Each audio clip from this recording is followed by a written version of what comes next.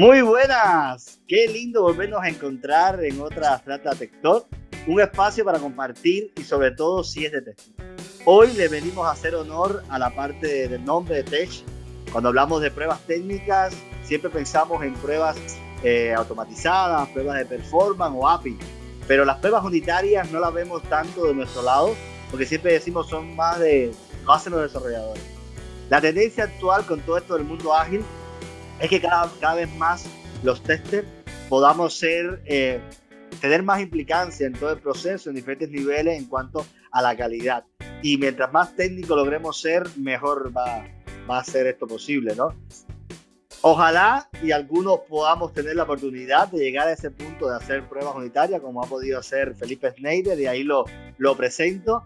Nos va a estar acompañando hoy para hablarnos de su experiencia en cuanto a 14 años trabajando en IT, y gran parte de ellos siendo tester y otras partes siendo desarrollo, así que viene con esos dos enfoques que son tan ricos y viene hablando sobre esto específicamente, ¿no? Sobre pruebas unitarias. La invitación es, si te interesa saber al menos de qué van las pruebas unitarias, qué se realiza, qué garantizan, qué mejoran, para a la hora de hablar sobre el tema, proponerlo en un proyecto, tener más base, es un buen lugar para eso. Y si vienes a aprender un poquito para animarte y empezar también, porque Felipe incluso nos trae hasta una parte práctica, creo que va a estar riquísimo este espacio. Así que desde ya les agradezco a todos por sumarse a este llamado, y también a Felipe, por supuesto, por acompañarnos. Ahora le doy la palabra a Felipe para que se presente, para que comience con la charla. Recordarle a los invitados, al público, que tienen ahí una sección de preguntas para que durante la charla nos las vayan dejando, y al final vamos a tener ese espacio para poder trasladársela a Felipe y enriquecer mucho más el contenido que pueda haber tenido o alguna duda que les pueda haber quedado. Entonces, Felipe, bienvenido, gracias por estar y son todos tuyos. Bueno, muchas gracias a Arcadio, muchas gracias por el espacio, a Abstracta también. La verdad es un honor poder participar y poder ser parte de estas charlas. Mi nombre es, como decía, Felipe Schneider, y en este caso vamos a estar hablando un poco de las pruebas unitarias, un poco qué son, y a mí me gusta arrancar con la agenda para que ustedes sepan también de qué vamos a estar hablando y que puedan ir preparándose para lo que va a venir, ¿sí? Primero vamos a dar una breve introducción de quién soy, un poco ya Arcadio ya habló un poco del tema, qué son las pruebas unitarias, sus distintas partes, sus estructuras y demás. Y después vamos a hacer como un repaso medio rápido, pero para que estemos todos nivelados en el mismo punto, de qué es una API, en particular qué es una web API, y después vamos a una sección que se llama Hablemos HTTP, que también vamos a hacer como un repaso de las distintas partes involucradas en el protocolo HTTP para consumirlo. Y después vamos a tener una demo sencilla en la que voy a mostrar distintas formas en las que uno puede hacer pruebas unitarias y eventualmente incluso automatizarlas o por lo menos ejecutarlas todas al mismo tiempo, ¿sí? Después vamos a dejar una sección para preguntas y dudas y consultas y nada, demás. Entonces, primero que nada, mi nombre es Felipe Schneider, yo desde el 2008 trabajo en TI. Como decía Arcadio, arranqué siendo tester manual, trabajé como un año en eso, después estuve en desarrollo de Visual Basic, haciendo WinForms y algún webform, y después me fui para el área de infraestructura y en particular me desarrollé y me especialicé en base de datos, pero de todo ese conocimiento me sirvió mucho para lo que es, yo me especializo ahora mucho en lo que es performance y optimización de recursos de base de datos, entonces aprendí mucho de testing y es un conocimiento que yo pude extrapolar de cómo darme cuenta si lo que estoy haciendo está mejorando el producto o lo está empeorando, ¿sí? Entonces, está bueno saber que ningún conocimiento es aislado y siempre si hacemos un cambio, ya sea horizontal o completamente, siempre hay un bagaje de conocimiento con nosotros, ¿sí? Ahí pueden ver en el slide donde están las redes sociales, donde me pueden encontrar, y el último link es un acceso a un GitHub, donde va a estar subido el código del proyecto de Visual Studio que vamos a estar probando, y algún textito más y alguna cosa más para que ustedes puedan después en su casa volver a repasar el video y poder hacer sus propias pruebas y puedan un poco jugar con esta idea de cómo validar una web API, ¿sí? Entonces, ¿qué son las pruebas unitarias? ¿Sí? Por definición son como la unidad más pequeña o la más chica de prueba que existe en el mundo del software, ¿sí? Este, lo que buscan es probar el pedazo más pequeño de código, que en general es una función o un método, y busca, o por lo menos intenta, que su complejidad no sea muy elevada, ¿sí? ¿Qué quiere decir esto? Que sea algo relativamente fácil de escribir y de mantener, ¿sí? Porque si aumentamos la complejidad, es más difícil de mantener y seguimos agregando complejidad a nuestro proyecto, ¿sí? Idealmente se deben implementar en las etapas más tempranas del proyecto, ¿sí? En un proyecto, entre más en el principio del proyecto nosotros empecemos a implementar nuestras pruebas unitarias, mucho más ventajoso va a ser, porque una de las mayores ventajas que tiene la prueba de esta forma es que nos permite aislar o generar posibles casos de uso de prueba en código. Entonces nosotros podemos rápidamente volver a repasar todo eso y dejar todo lo que es el espacio de un test exploratorio o de un test manual o algunos casos de borde que no fueron contemplados, poder tener más tiempo para eso exploratorio, que en general se encuentran mucho más cosas que cuando uno define ya estructuras rígidas, ¿sí? TDD, que es un desarrollo orientado por testing, dice incluso, llega al punto de que dice que las test unitarios y las pruebas unitarias son una suerte de documentación del proyecto, o sea que uno podría leer los tests y entender de qué va o qué es lo que hace nuestro proyecto, nuestro módulo, nuestro sistema, ¿sí? Entonces, también es un complemento que además es algo que en general nos cuesta mucho y es bastante complejo, es la parte de la documentación del proyecto, ¿sí? Y de lo que hace la función. Entonces, nuestros tests, de alguna forma, describen qué es lo que hace la aplicación, entonces uno leyendo test podría entender, bueno, estos son los posibles caminos que puede tomar nuestro sistema, y estos son los posibles ingresos de datos, y estas son las posibles salidas de datos, y entonces es una forma muy fácil de entender cómo funciona nuestro módulo, por ejemplo, ¿sí? Tienen una desventaja, digamos, que son código, ¿no? Y entonces hay que entender que hay un costo-beneficio que hay que analizarlo, no siempre se puede hacer, pero yo sugiero que en general siempre se debieran intentar hacer, pero lleva un esfuerzo, no es que tipo, hoy me decidí a hacer pruebas unitarias y listo, ¿no? O sea, hay que escribirlas, hay que validar su lógica, porque capaz que la escribimos y el test dice que es ok, pero en verdad está mal definido el código y, y entonces eso es un falso positivo de ok, ¿no? Entonces, tiene un sobrecosto que bien encarado y bien manejado nos va a reducir los tiempos de test y por ende los tiempos del ciclo de desarrollo, porque nos va a achicar ese espacio y además nos va a liberar espacio para otras tareas, pero por otro lado nos va a consumir un esfuerzo en horas para crear los mismos, ¿sí? Y lo otro es que al ser relativamente simples y ser código de computadora, demoran pocos milisegundos en ejecutar, ¿sí? Entonces, de nuevo, esto libera un montón de tiempo para otro tipo de tareas y eventualmente se pueden automatizar. O sea, yo puedo definir una serie de 10, 50, 1000 tests y yo puedo eventualmente largarlo, ya sea a través de un proceso batch, sea algún código que los ejecute o alguna otra aplicación que vamos a ver un poco más adelante que me permite ejecutar todos esos y tener como un reporte de cuál fue mi situación, de qué pasó, de qué no, ¿sí?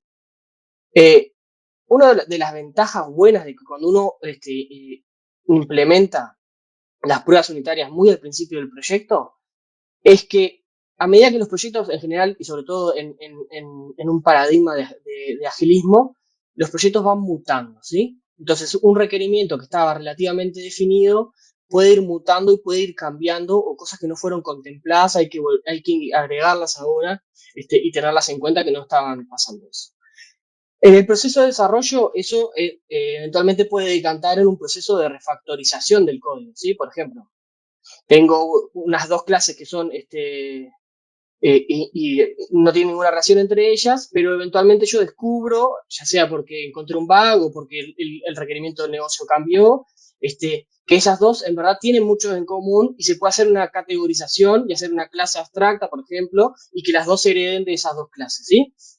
Si yo tengo unos casos de prueba bien definidos, en donde cubro la mayor parte de los requerimientos o los caminos posibles que puede tomar mis clases embebidas en un método, por ejemplo, en este caso sería en una API, yo puedo hacer rápidamente un refactoring que cambie un montón de partes internas y rápidamente, una vez terminado el refactoring, correr mis tests y poder encontrar los bugs, pero instantáneamente. A mí me subió mucho en un proyecto pasado ahora, en el que nos dimos cuenta que no teníamos tanto tiempo y tuvimos que hacer en el camino un refactorizado.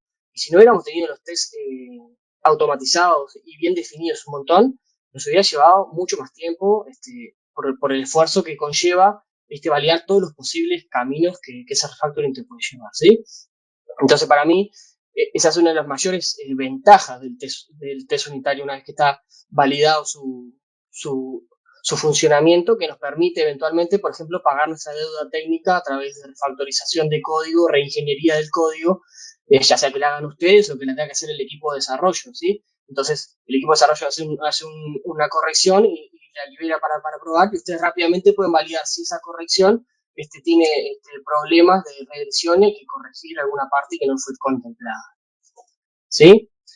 Entonces, hablando un poquito más del test en particular, hay como dos enfoques que deciden cómo decir cuál es la estructura del test. ¿Sí? Está el enfoque más clásico, que es el triple A, que está muy enfocado en esto que decía Arcadio, que a veces pensamos que es el desarrollador o el equipo de desarrollo los que tienen que escribir los tests. ¿Sí? Entonces, como esto viene de ese momento en el que los desarrolladores tenían que escribirlo, está muy enfocado en el código. ¿Sí? Entonces, las tres A son arrange, que es organizar, act y hacer. ¿Sí? Básicamente, mi test va a decidir ser esas tres partes, ¿no? Una parte en la que yo organizo mi test, una parte en la que ejecuto una acción y una parte en la que valido que la salida de esa acción sea la que yo estoy esperando que sea, ¿sí? Eso es lo que significan estos tres enfoques. Hay un nuevo movimiento, no sé si es un movimiento, una nueva forma de ver que me parece que es interesante por lo menos traerla a colación. Ustedes después verán si les sirve o no, pero que está buena, que viene enfocada desde el negocio, ¿sí?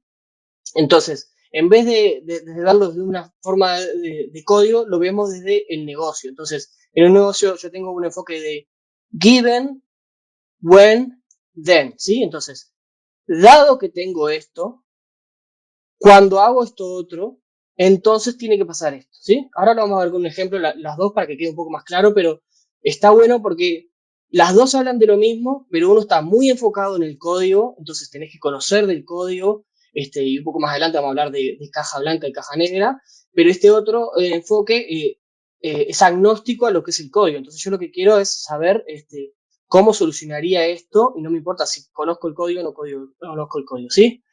Entonces vamos a hacer el ejemplo más clásico del mundo, que es la calculadora, ¿sí? Entonces yo tengo una aplicación en la que tengo una calculadora, ¿sí? Entonces, desde el punto de vista del código, mi primera A, que es arrange, es declaro una variable y construyo un objeto calculadora, ¿sí? El siguiente paso es actúo. ¿Qué es lo que quiero hacer? Quiero ver el resultado de ejecutar la función sumar 2 y 3.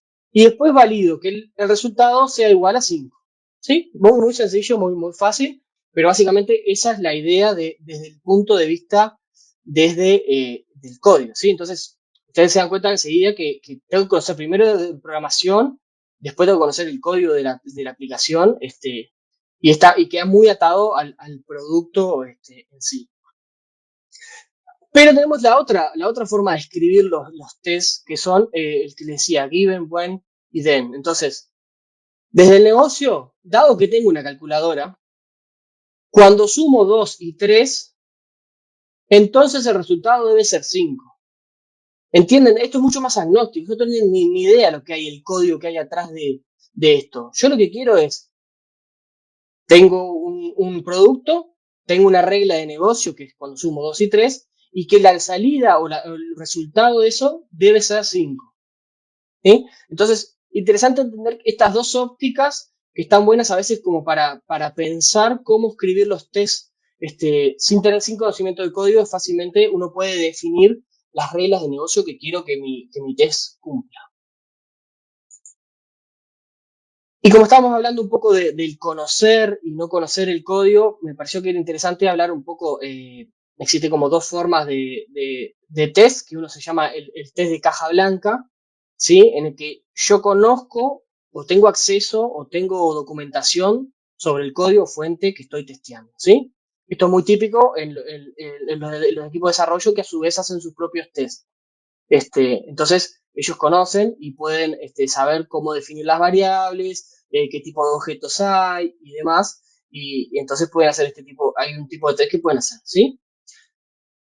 Y después tenemos el test que se llama de caja negra, que es, yo no conozco lo que hay por detrás, yo tengo una interfaz con una entrada y yo sé que le ingreso parámetros de entrada y yo tengo una salida, pero ¿cómo calcula eso? ¿Cómo lo realiza? ¿Cuáles son los movimientos internos? Si es performante o performante, para mí es completamente desconocido. Para mí es efectivamente, como dice el concepto, una caja negra y entonces yo tengo que hacer una abstracción de esa prueba para poder validar que esa interfaz, ese método, hace lo que dice hacer, solo sabiendo que las entradas y las salidas producidas por él. ¿Sí? Hasta acá, un poco la idea de lo que es lo que decíamos, los test unitarios. ¿Sí? Yo hablé mucho de web app y demás, y entonces quería hacer como este paso para atrás para que estuviéramos todos en la misma sintonía, ¿sí? Y entendiéramos de qué estamos hablando a veces, que a veces asumimos que el otro entiende o no. Si ya saben, espectacular. Si no saben, ojalá les sirva el ejemplo. Está muy, muy simple, pero la idea es como entender un par de conceptos para que después la parte de la prueba sea mucho más enriquecedora, ¿sí? Entonces existe en el mundo de la informática un concepto que se llama la API, que la API es nada más ni nada menos que una interfaz que un programa ofrece, ¿sí? Para poder comunicarse con ese programa, ¿sí? Entonces, la API nos permite, por ejemplo, extender en nuestro sistema y poder integrarnos, ¿sí? Por ejemplo, no sé, hay montones de servicios de pagos que te ofrecen su API, y entonces ellos te dicen así es como te autenticas, así es como generas una compra con tarjeta, así es como generas una compra y demás, así haces como una devolución, y ellos tienen todo definida su API y vos la podés consumir. Pero también nos pasa en proyectos internos en los que los módulos entre ellos tienen APIs que exponen métodos públicos para poder comunicarse entre ellos, ¿sí? Sin tener que ir a un proveedor de terceros, sino que internamente tiene que haber formas de comunicarse y de poder hablar entre ellos. Ese es el objetivo de la API, ¿sí?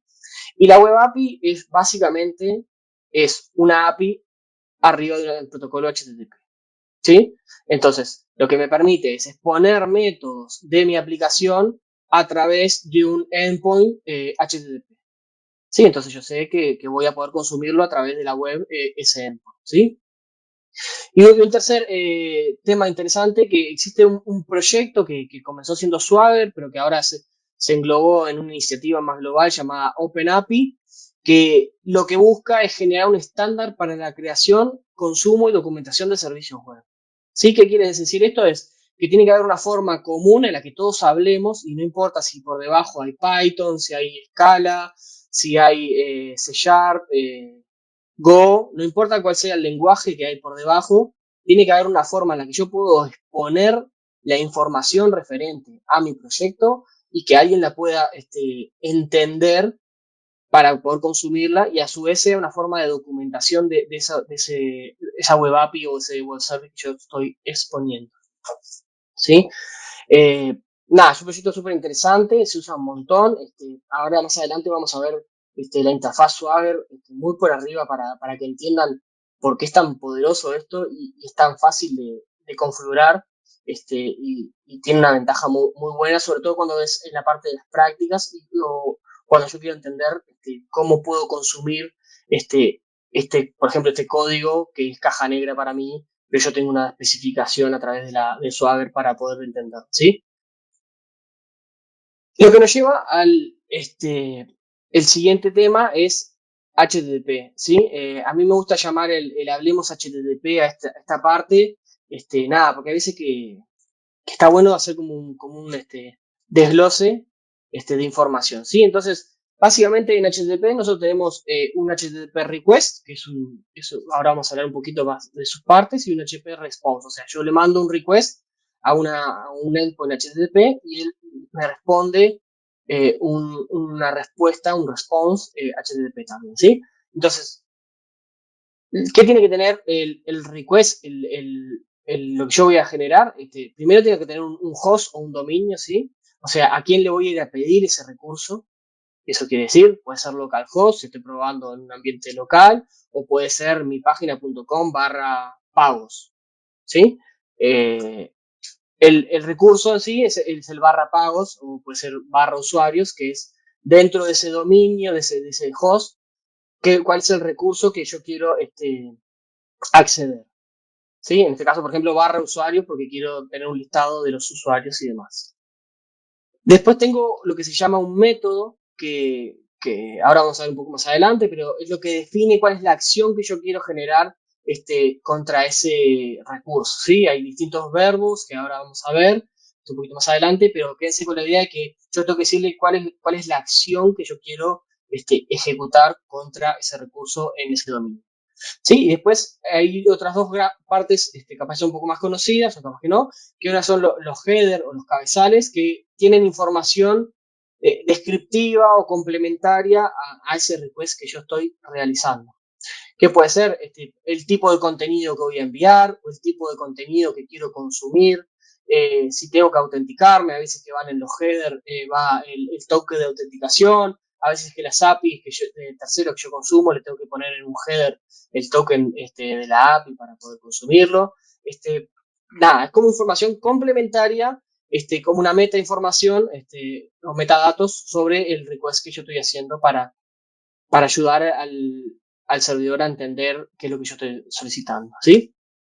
Y después el payload o el body o el contenido o el cuerpo del request, que en algunos casos va vacío y en algunos casos puede ser un JSON, puede ser un HTML, hay distintas formas, un XML, pero básicamente es un contenido en el que yo le envío con información que yo quiero. Más adelante vamos a ver de vuelta que, como digo, en el ejemplo de la API que tenemos para probar qué es lo que va o qué tipo de cosas van en ese body, ¿sí? Y a su vez, después que yo le envío a mi servidor un request, él me va a responder un response, ¿sí? Que, de nuevo, tiene como tres grandes partes. Una es, de nuevo, los cabezales, que hace lo mismo que en el request. Me devuelve información referente a la respuesta que me está dando, qué tipo de contenido me está enviando, si tengo que hacer alguna otra cosa además. El body, que puede ser vacío o no, que en el caso, por ejemplo, si yo le estoy pidiendo que me dé un listado de elementos, en el body yo voy a encontrar esa lista de elementos en caso de haber sido satisfactorio mi llamada. En caso contrario, me va a decir un error eventualmente con qué fue lo que pasó, ¿sí? Y una parte bastante importante es el status code o el código de de estado, perdón, que me indica qué pasó. O sea, el status code lo que me permite es rápidamente saber si mi petición fue exitosa o no y si hubo algún problema o alguna información que tengo que ver en el medio. ¿Sí? Entonces, acá tratando de hacer un paralelismo entre lo que son los verbos HTTP con SQL y con no SQL. En este caso utilicé MongoDB, pero se podría utilizar algún otro no SQL. Habría que adaptar un poco las sentencias, ¿sí? Una cosa importante es que si bien no son así obligatorio, hay como un acuerdo entre todo el mundo que debe mantenerse esta relación, ¿sí? Pero yo podría hacer cosas raras como obtener información a través de un post y demás, pero no es lo ideal, ¿sí? Entonces, puse los cuatro más famosos, hay más, hay muchos verbos más en los métodos HTTP, pero nada, quería resumirlo de vuelta como la idea es estar todos en el mismo punto y dar un pantallazo general, ¿sí? Entonces, el verbo más conocido es el verbo get, ¿sí? En el que sería su equivalente en SQL, un select, básicamente es obtener un listado o un elemento o obtener información, básicamente lo que quiere decir el get, ¿sí? Después tengo el siguiente método, que es el método post, que básicamente es, te estoy enviando información. Al servidor le estoy enviando algún tipo de información, ¿sí? Lo que se traduce en general a nivel de SQL es que estoy insertando un registro, ¿sí? O sea, estoy haciendo un post con un nuevo elemento que quiero agregar, ¿sí? Eh, el siguiente es el put, que a veces se usa en vez de put, se usa patch, pero mucho más se usa el put, que básicamente yo le estoy diciendo a este elemento en particular o a este ítem dentro de tu conjunto de elementos, quiero actualizarlo, ¿sí? Yo cambié, no sé, por ejemplo, tengo personas y actualicé la dirección, entonces quiero mandarte la nueva información para actualizar esa persona. Entonces eso se hace a través del verbo put y que en SQL se transforma en la sentencia update, que básicamente, dado un registro, lo actualizo en alguna parte.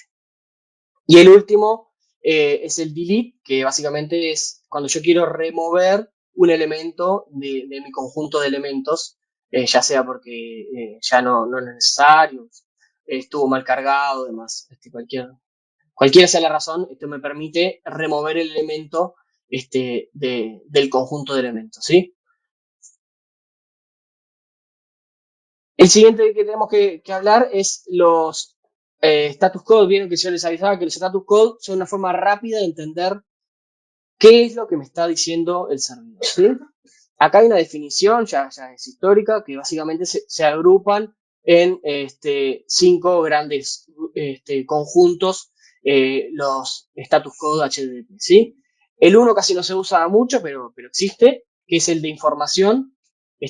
Por ejemplo, el 100 es continúe, cuando uno está dando información al servidor, el servidor dice, bueno, puedo seguir recibiendo información, mándamela. Sirve para ese tipo de cosas. El 2XX, o sea, toda la tanda de los 200, sirven para que el servidor me responda que la petición que nosotros le hicimos, así sea insertar un elemento, pensar un elemento, eliminar un elemento, o dame unos elementos, que la petición, por ejemplo, fue creada. Entonces el más típico es el 200 OK, que es, bueno, la acción que vos realizaste culminó satisfactoriamente. ¿Sí? Después, por ejemplo, uno que se usa bastante, que es el 201, que es, fue creado. Eso, por ejemplo, se usa mucho en el post, cuando uno está creando un elemento, avisarle al usuario final que ese elemento fue creado, ¿sí? Después lo que es la línea de los 300 es más que nada de redireccionamiento, notificación al usuario. ¿Qué quiere decir? Es esto que estás viniendo a buscar, temporalmente tenés que ir a buscarlo acá o permanentemente tenés que ir a este otro dominio o a este otro lugar porque ya no se encuentra más aquí. El siguiente grupo de status code son los 400, ¿sí? Que a mí me gusta decirle que es tu culpa, siendo culpa el usuario, que es un error del cliente, ¿sí? O sea, esto quiere decir que el cliente realizó una acción que estuvo mal hecha, ¿sí? Acá está el famoso 401 no autorizado, el 403 prohibido. El no autorizado es cuando yo, por ejemplo, intento acceder a un recurso que necesito estar autenticado y yo todavía no me autentiqué, por ejemplo. El 403 prohibido es que yo estoy autenticado, pero yo no tengo, con la autenticación actual que tengo, permiso para acceder a eso. Entonces ahí me devuelve un 403 prohibido. Y el famoso 404 not found, que es cuando yo traté de acceder a un recurso que no existe. O sea, está mal definido o estoy yendo a algo que no existe, no está ahí, ¿sí? Y la siguiente y última tanda de status code es la línea de los 500, que en el servidor asume su culpa de que yo me equivoqué, ¿sí? Error del servidor. Acá hay los más típicos, el 500 internal server error, que es, por ejemplo, cuando hay una excepción que no está bien manejada a nivel del código, entonces explota el código internamente y te devuelve un 500 internal server error. Este es muy típico de cuando está mal manejado las excepciones en el código, ¿sí? Pero, por ejemplo, tenemos el 502, que es un bad gateway, por ejemplo, si tenemos un proxy reverso entre nuestra aplicación, entre nuestro cliente y nuestro servidor, si por ejemplo, se nos cayó el proxy, o el proxy está mal configurado, o el proxy no puede llegar al servidor que presta el servicio, nos va a dar, por ejemplo, un 502 bad gateway, ¿sí? Y este es como el pantallazo general de los status code, ¿sí? Ahí puse los mayores, si quieren más, hay, yo creo que con esto está como bastante cubierto todo lo que es los códigos de status. Y bueno, llegamos a la parte de la demo. No sé, ahí Arcadio, si tenés alguna consulta, si hay alguna duda, cómo viene todo. No, adelante. Termina ahí y luego vemos las preguntas que nos pueden haber dejado. Pero Buenísimo, todo muy buenísimo. bien, Entonces, creo que claro, ¿no? dale. Muy bien. Buenísimo. Entonces, a mí me gusta, yo soy una persona que aprende mucho haciendo y viendo, entonces dije, está bueno, vamos a facilitar la información para probarlo. Entonces, yo lo que hice fue generar un pequeño proyecto, ¿sí? En Visual Basic, que básicamente es una web API, ¿sí? Que tiene un controller de personas. Dime un segundo que yo hice el ciclo completo acá, TikTok. Entonces, yo básicamente tengo un requerimiento, ¿sí? Que es un sistema que nos permite ingresar mascotas, ¿sí? Se pueden crear, modificar y eliminar mascotas. ¿Tá? Ese es como el sistema que vamos a probar. Este es el requerimiento que fue definido por alguien en las etapas de definición de requerimientos y demás. Y se definió que esto es lo que queremos que el sistema haga, ¿sí?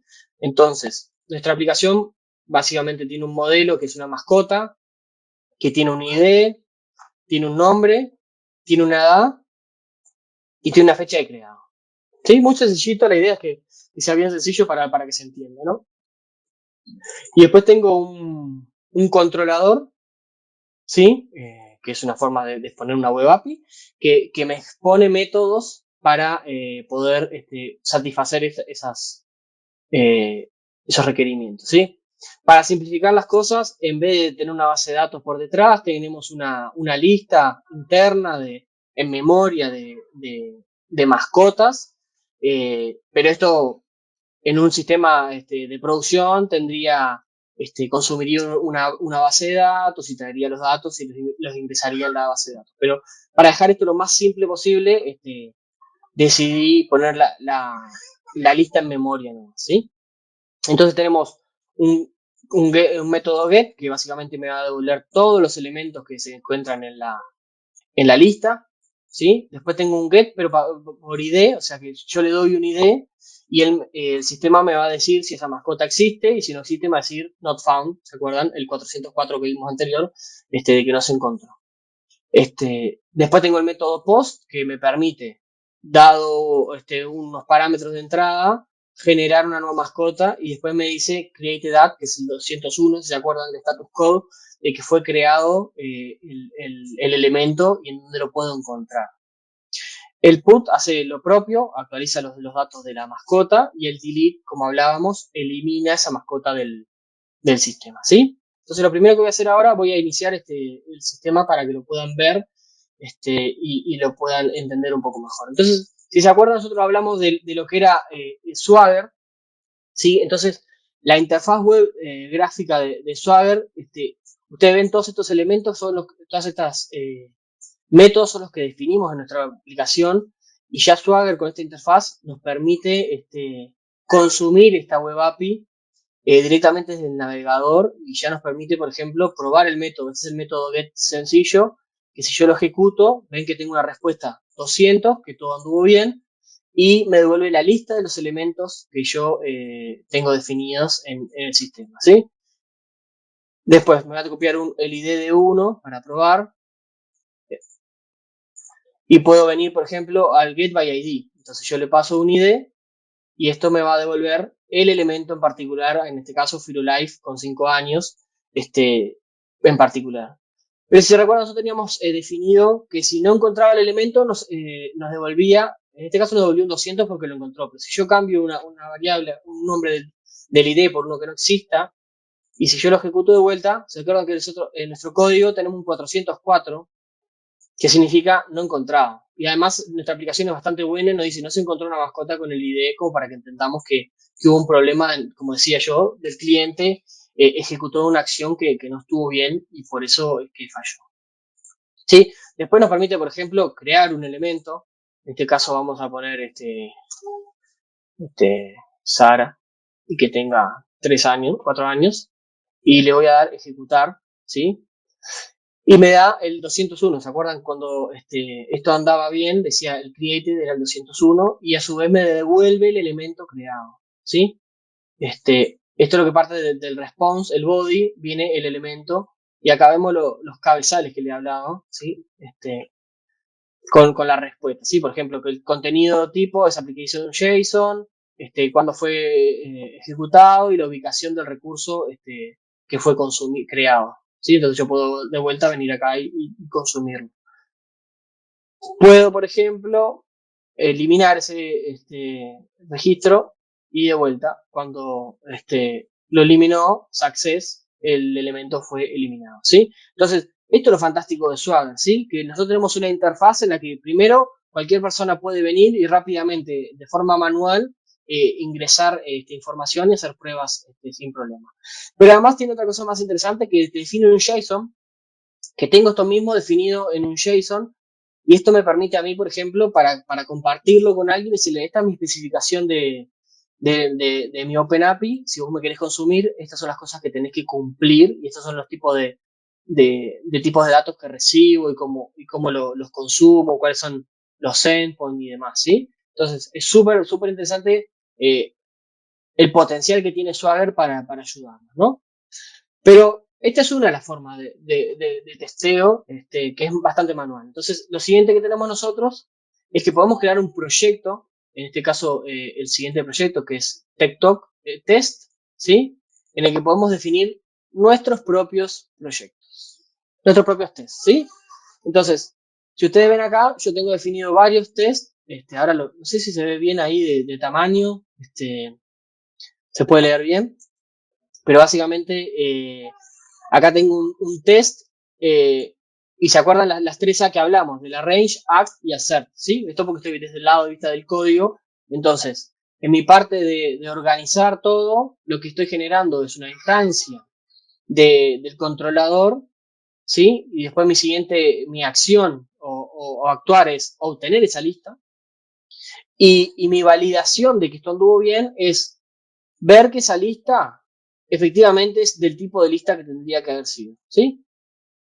Este es el test y ustedes ven, es súper sencillo. El test en sí son 3 líneas de código. Después tienen el test context.out, es para tener una salida linda y poder entender qué es lo que está pasando y poder, cuando ejecutemos todos los tests, tener una forma rápida de si falló, ver cuál fue el posible problema, ¿sí? De manera muy parecida, acá utilizo el método getById y le paso un ID que no existe. Entonces, yo le paso un ID que sé que no existe porque lo estoy generando acá en este momento y acá intento buscar ese elemento y sé que la respuesta va a ser not found y valido que la respuesta sea not found. Si la respuesta no fue not found, fue distinta, a este test me va a dar error, pero yo ya sé que va a andar bien, ¿sí? Un caso similar, pero que no falla, es el byId en el que yo obtengo la lista y después con esa lista me quedo con el primer ID y llamo a ese primer ID porque sé que ya existe, porque yo antes me lo obtuve, ¿sí? Esto es una forma fácil de cómo estos ID son autogenerados. Entonces yo cada vez que prendo la aplicación, porque como son ID que no están persistidos en una base de datos, van generándose nuevos a todas las veces, tengo que hacer un test que tenga un poquito más de complejidad, que me tenga la lista, agarre uno de la lista y valide que puedo consumir ese uno de la lista sin mayores dificultades, ¿sí? Y de nuevo, acá un test que lo que hace es generar un post, generar un elemento, es básicamente enganchamos con el controller. En el act es un poco más complejo porque yo tengo que generar mi objeto, o sea, yo tengo que generar lo que le tengo que pasar a la, al controlador. Entonces acá yo lo que hago es me genero mi nueva mascota, ¿sí? En donde básicamente le pongo un nombre y una edad. Y después invoco y llamo al resultado. Y acá hago dos cosas. Que esto es lo que está bueno, que cada test puede hacer más de una cosa, o no. Que valido que los valores sean iguales, o sea, el que yo le generé y le pasé y el que me devolvió, que sea lo mismo. O sea, que en el proceso, la aplicación no me haya cambiado los parámetros de entrada. Y también que el status code sea el correcto. ¿Sí? En este caso yo espero un 201 porque lo que estoy haciendo es un create. ¿Sí? Entonces, lo fantástico de todo esto es que yo tengo un test explorer que yo los puedo correr, ¿sí? Y puedo tener rápidamente la salida. Y en este caso, fíjense que hice 5 tests en el que listé con una idea que existe, listé con una idea que no existe y generé un nuevo elemento y todo eso me llevó a 43 milisegundos. 43 milisegundos. Y yo ya cubrí un par de casos de uso rápidamente, ¿sí? Entonces, acá está el potencial de los test unitarios, ¿sí? Cuando yo puedo rápidamente hacer una cobertura de mi código y validar que esté todo funcionando como es esperable, ¿sí? Esto, de nuevo, esto está súper resumido, tendría que haber más casos de test, tendríamos que probar, por ejemplo, los casos de borde, si cuando yo tengo, a nivel de negocio, yo tengo definido, por ejemplo, que no permite nombres vacíos, entonces tendríamos que tener un test que no permita nombres vacíos y demás. Pero nada, esto a los ejemplos prácticos que la idea era mostrarles cómo es una de las posibilidades, ¿sí? Pero no es la única, ¿sí? Tenemos una herramienta súper interesante, que sí la conocen, pero se llama Postman, ¿sí? En la que Postman es una herramienta que arrancó siendo un complemento de Google Chrome y ahora es una aplicación propia y te permite hacer un montón de cosas, ¿sí? Me permite rápidamente validar algo, probarlo, pero a su vez también me permite, ahora les quiero probar, quiero cerrar un poquito porque tengo mucha cosa abierta, ¿sí? Entonces yo en Postman yo me generé una colección que se llama TikTok, ¿sí? Y definí varios métodos, varias llamadas para probar, ¿sí? Entonces yo puedo venir acá, le hago doble clic, pero acá, de nuevo, acá están todos los verbos que yo quiero hacer. Yo le tengo que especificar los cabezales y después hago el send, ¿sí? En este caso va a fallar porque yo todavía no prendí la API, la tengo apagada, entonces va a fallar la prueba, ¿sí? Entonces me dijo que no puedo obtener una respuesta. Entonces lo primero que voy a hacer es prender la API para que esté disponible para ser consumida, que me abre por aquí, y ahora vengo al Postman, y ahora si le hago el send, esto me devuelve, por ejemplo, es la misma prueba que hicimos con el Postman acá, con el Swagger del get, pero en Postman, ¿sí?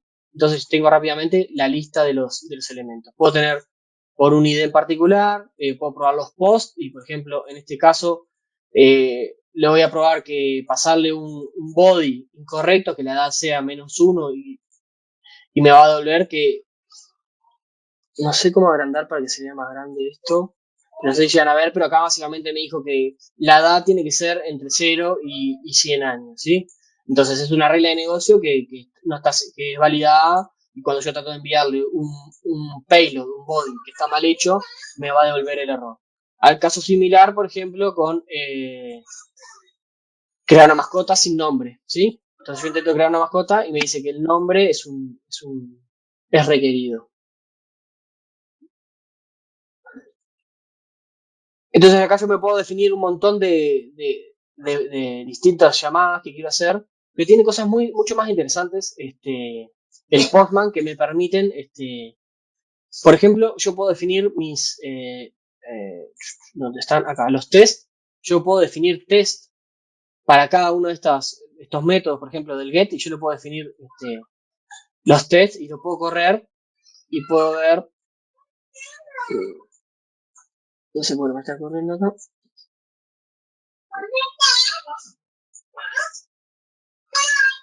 Pero si ustedes ven acá, el resultado de cada uno de los 4 test definidos me dice que pasó o no pasó. Y acá rápidamente tengo una forma de escribir un test que valida este contenido. Pero tengo más cosas que me permite Postman. Por ejemplo, me permite generar el código para hacer esta prueba, ¿sí? Entonces yo vengo a esta sección que dice code aquí. Entonces él me autogenera código en distintos lenguajes para poder yo probar. En este caso voy a agarrar el de Python, ¿sí?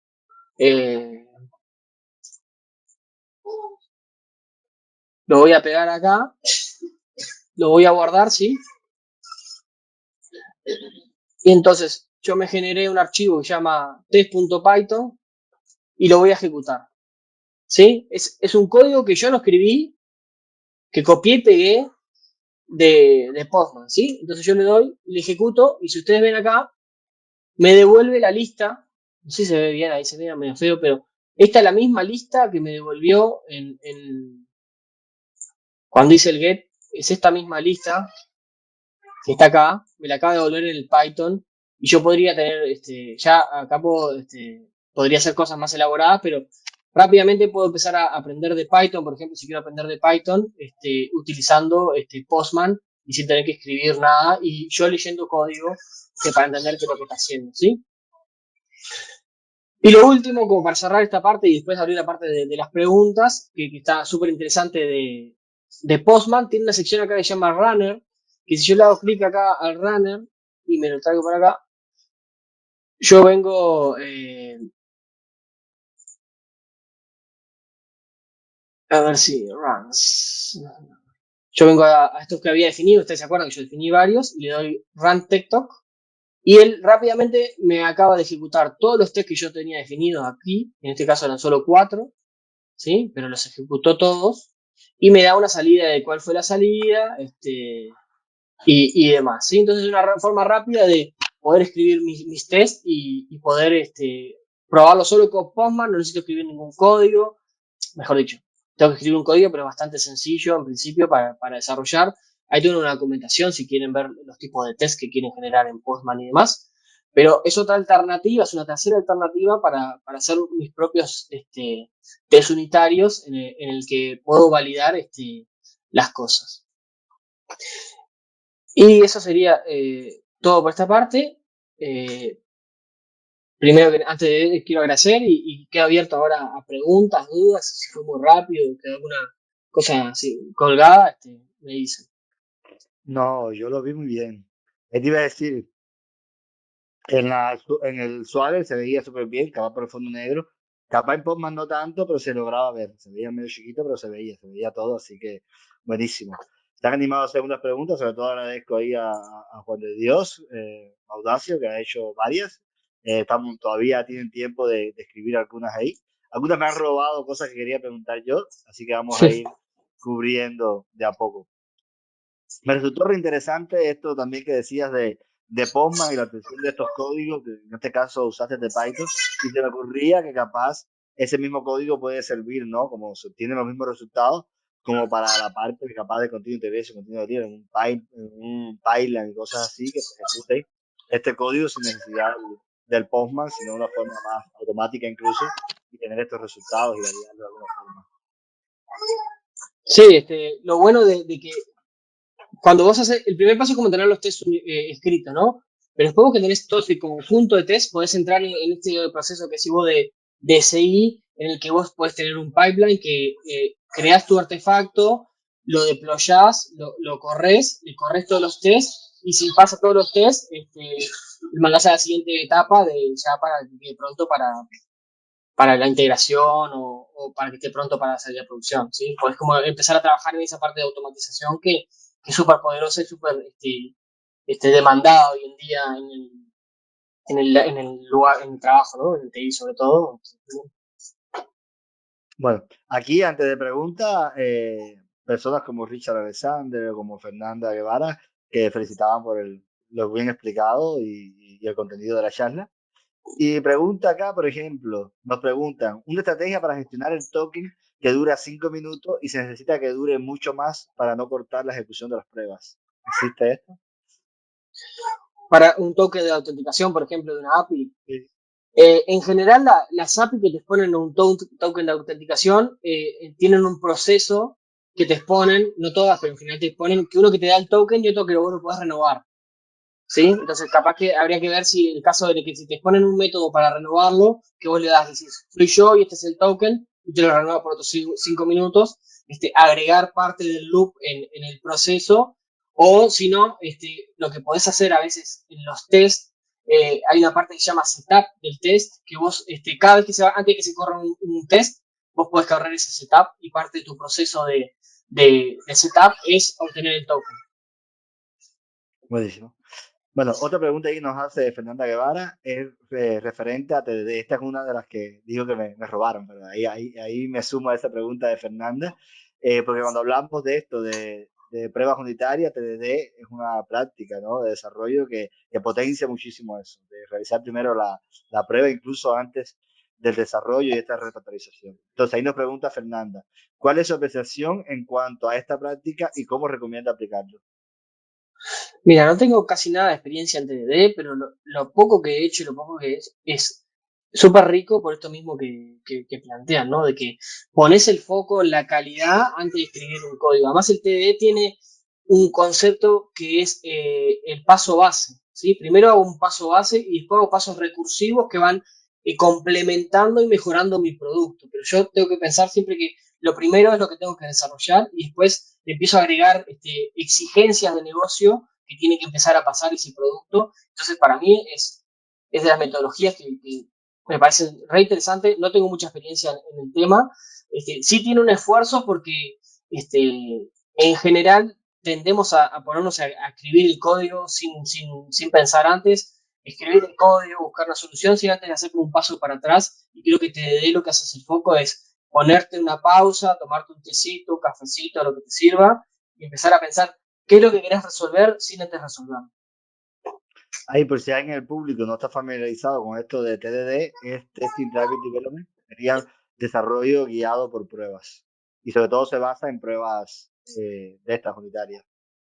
También está el BDD, que es más behavior, más por pruebas funcionales, incluso el prueba de aceptación, desarrollo guiado por prueba de aceptación, que también son como tendencias de desarrollo, prácticas que están muy buenas, y sobre todo esta de TDD que mencionaba Fernanda, aplica muchísimo. Y buenísimo eso que dicen, ¿no? Porque sí, en TDD buscamos diseñar esa prueba unitaria y desarrollar para que esa prueba dé verde.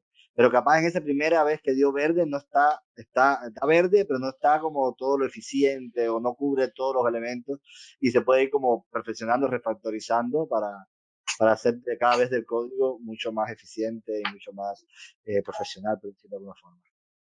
Así que buenísimo.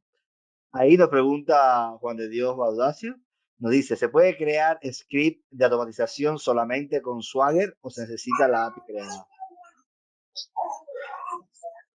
La API, vos cuando generás una API, en general vos le definís, le decís, quiero generar el Swagger y eso ya te define todo lo que querés que cumpla el lugar. Debe haber herramientas que dado un Swagger te generen código, sin duda. No te sabría decir en particular. Vos no entendí si vos lo que querés es generar las pruebas para ese código o que te genere la API por detrás una vez definido el Swagger. Pero cualquiera de las dos opciones es fantástica. Que dado un Swagger vos puedas definir una API o te puedas definir un conjunto de pruebas unitarias. Es como un producto súper interesante. Ahí va, ahí hay que incluirnos a ver si...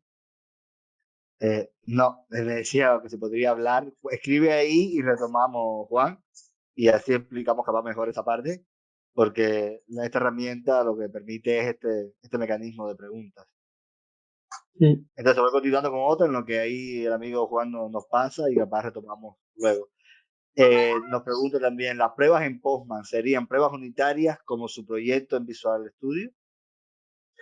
Sí, porque ahí viste lo que yo fui definiendo, primero puedo consumirla directamente y a su vez a cada una de estas secciones le puedo definir acá, en este caso le definí 4 tests, pero podría haber uno solo por acá y otro para acá y cada uno, ¿sí? Cada uno puede tener su propio test definido.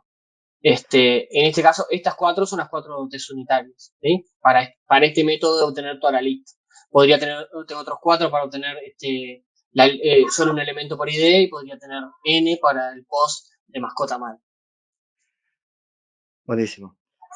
Bueno, ahí nos retoma el tema anterior, a ver si aclaramos. Dice, aquí se crea primero el contrato y meses después el código del API, pero yo como QA quiero adelantar trabajo de automatización, por eso la consulta.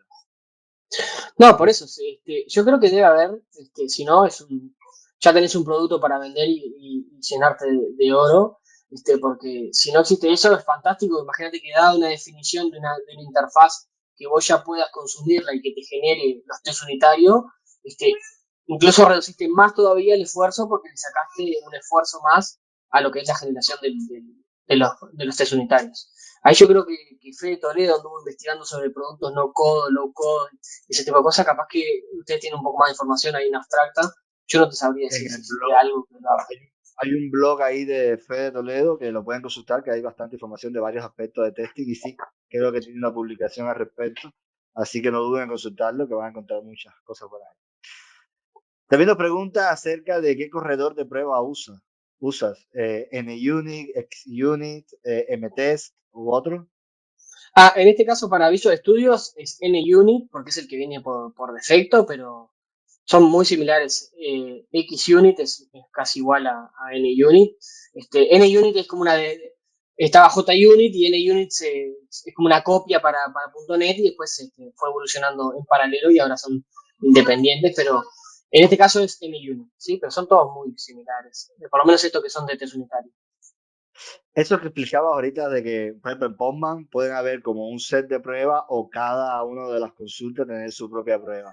En Visual Studio, por ejemplo, que mostrabas ahí, me surgía la duda, ¿no? Es como, existe también, porque la mostrabas como un set de pruebas como aparte, o se generan por, ok, este es el pequeño componente que quiero probar y ahí le hago esta etiqueta, de cierta forma, test con estos tres elementos o lo hago aparte, no Ahí sé si hay. Ahí tenés distintas formas, ¿sí? Yo lo que hago es genero una clase que se llame mascota, que es la misma que el controller que quiero validar, y ahí me defino todos mis tests allá adentro, ¿sí?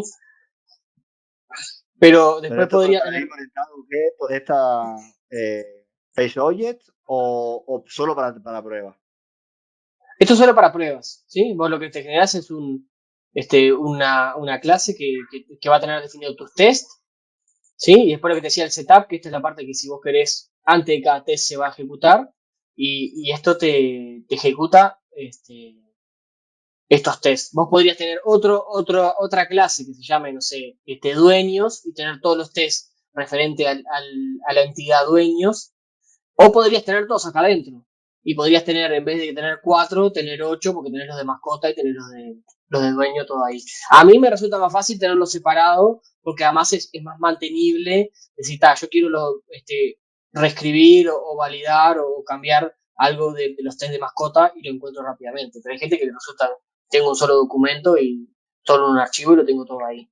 Lo bueno de tener varios archivos que los test corren en paralelo. Por cada clase vos podés correrlo en paralelo, entonces si no se solapan y no hay interdependencia entre ellos, podrías lanzar todos a la vez y mientras te den los recursos del servidor, este, podrías incluso más rápido correr las cosas. Buenísimo. Seguimos acá con la pregunta. Nos dice Joseph Domínguez. ¿Existe una herramienta que genera automáticamente la documentación de API y no hacerlo manualmente en un JSON? Existe una herramienta que genera la documentación de la API.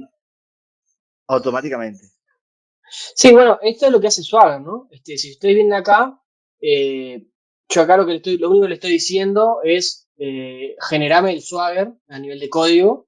Y esto por detrás, yo no hago nada, no le escribo, no le digo cómo tiene que definir eso, él lo único que agarra son mis entidades y agarra mis endpoints y él me genera toda esta documentación que estaban viendo ahí preciosa, la generó todo automáticamente Swagger al decirle que lo haga así solo. Y después me genera este Buenísimo. JSON que es el que puedo utilizar. Bien. Richard Alexander nos pregunta, en Visual Studio Code, ¿con qué lenguaje o herramientas estaban escritas esas pruebas, las que mostraste, supongo? Estas están escritas todas en C Sharp, pero NUnit funciona con cualquier lenguaje. De nuevo, ¿se acuerdan de lo caja negra, caja blanca? Si ustedes están variando un proyecto de .NET, pueden seguir usando el mismo stack de tecnología, pero ustedes pueden tener otros proyectos que sean Python, porque ustedes son buenos en Python o saben Python, y utilizan la definición del Swagger para consumirla y demás. Como vieron este código no tiene ni idea de lo que hay atrás, y es todo Python, y anda fantástico y no le importa, es otro lenguaje y todo funciona igual. Buenísimo. A ver, aquí tenemos algunas otras preguntas, se nos acaba el tiempo, pero vamos a meter todas las que podamos. Déjame ubicarme donde estamos. API Web, servicios REST, Web Service, ¿es lo mismo? No, son distintas cosas. Los web services en verdad responden más que nada a lo que era de .NET, que extendía. eh, Son distintas cosas. La web API puede ser RESTful o puede ser no RESTful. Y, bueno, y el web service en general viene de .NET y en verdad en vez de ser JSON es XML, y son swap, que es otra forma de presentar los endpoints y demás. Hay unas diferencias. Bien, te hago la última pregunta, que estamos ahí en tiempo. Sería, creo, no sé si la contestaste anteriormente, dice, ¿el proyecto de pruebas unitarias siempre va en la misma solución del proyecto del API y así se despliega a producción o se separan? En este caso van juntos, pueden ir separados. Lo que sí yo necesito, si yo voy a hacer un proyecto en el que, en este caso, que conozco el código, y yo, por ejemplo, si ven acá en mascota, acá conozco el código y no solo eso, sino que estoy generándome un controlador, una instancia del controlador acá yo mismo.